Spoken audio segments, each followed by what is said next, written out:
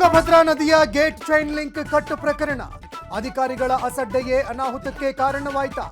ಆಡಳಿತ ಮಂಡಳಿ ವಿರುದ್ಧ ಗಂಭೀರ ಆರೋಪ. ಬೆಳಗಾವಿಯಲ್ಲಿ ರೆಬೆಲ್ ನಾಯಕರ ಸಭೆ. ಇದು ಬಿಜೆಪಿ ಬಲವರ್ಧನೆಗಾಗಿ ಮೀಟಿಂಗ್ ಎಂದ ಲಿಂಬಾವಳಿ. 12 ಜನ ಲೀಡರ್ಸ್ ಇದ್ದೇವೆ ಎಂದ ಮಾಜಿ ಸಚಿವ. ಯತ್ನಾಳ್ ಮತ್ತಿತರರ ಜೊತೆ ಹೈಕಮಾಂಡ್ ಮಾತನಾಡಲಿದೆ. ರಾಜ್ಯ ಉಸ್ತುವಾರಿಗಳು ಮತ್ತು ರಾಜ್ಯಾಧ್ಯಕ್ಷರು ನೋಡಿಕೊಳ್ತಾರೆ. ರೆಬೆಲ್ಸ್ ಮೀಟಿಂಗ್ ಬಗ್ಗೆ ಪ್ರಹ್ಲಾದ್ ಜೋಶಿ ಪ್ರತಿಕ್ರಿಯೆ. ರಾಜಸ್ಥಾನದಿಂದ ಮಾಂಸ ಸೇಫ್ ಎಂದು ವರದಿ ಬಂದಿದೆ. ಆರೋಪ ಮಾಡಿದವರಿಗೆ ಮುಖಭಂಗವಾಗಿದೆ. ಉದ್ಯಮಿ ಅಬ್ದುಲ್ ರಜಾಕ್ ವಾಗ್ದಾಳಿ. ಉತ್ತರ ಕರ್ನಾಟಕದ ಮಹತ್ವಾಕಾಂಕ್ಷಿ ಯೋಜನೆಗೆ ಕೊಕ್ಕೆ. ಫ್ಲೈಓವರ್ ಕಾಮಗಾರಿಯ ಭೂಸ್ವಾಧೀನಕ್ಕೆ ಹೈಕೋರ್ಟ್ ತಡೆ. ಅಂತಿಮ ಅಧಿಸೂಚನೆ ಹೊರಡಿಸದೇ ಇದ್ದಕ್ಕೆ ತಡೆ.